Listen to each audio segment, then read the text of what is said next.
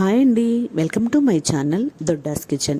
ఈరోజు దొడ్డాస్ కిచెన్లో మనం ఎగ్ ఫ్రైడ్ రైస్ ఎలా చేయాలో తెలుసుకుందాం.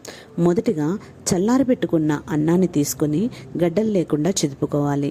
ఫ్రైడ్ రైస్కి ఎప్పుడు కూడా చల్లగా ఉన్న అన్నం చాలా పర్ఫెక్ట్గా వస్తుంది. తరువాత పొయ్యి మీద కళాయి పెట్టుకొని ఆయిల్ వేసి అందులో కొన్ని కాజు వేసుకొని దాంట్లో కొన్ని స్పైసెస్ వేసుకోవాలి. చెక్క, లవంగ, ఇలాచీ వేసుకొని అవి కొంచెం వేగిన తర్వాత ఎగ్స్ వేసుకొని దాంట్లో ఒక స్పూన్ అల్లం వెల్లుల్లి పేస్ట్ వేసుకుని బాగా కలుపుకోవాలి. పచ్చివాసన పోయేలాగా బాగా వేయించుకున్న తర్వాత అందులో కొన్ని వెజిటబుల్స్ తీసుకోవాలి. నేనైతే క్యాబేజ్, క్యారెట్, క్యాప్సికమ్, టొమాటో, కొత్తిమీర, పుదీనా, గ్రీన్ చిల్లీ తీసుకున్నాను. ఇవన్నీ కూడా ఒక్కొక్కటిగా ఆయిల్లో వేసి వేయించుకోవాలి. తర్వాత టమాటో, ఆనియన్, పుదీనా కూడా వేసి వేయించుకోవాలి.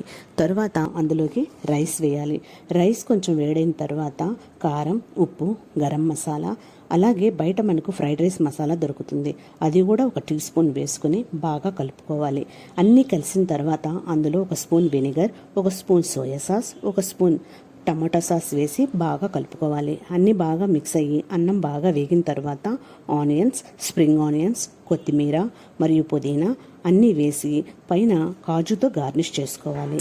అంతే, వేడివేడిగా సర్వ్ చేసుకోవాలి. ఈ జన్మమే రుచి చూడడానికి దొరికెరా.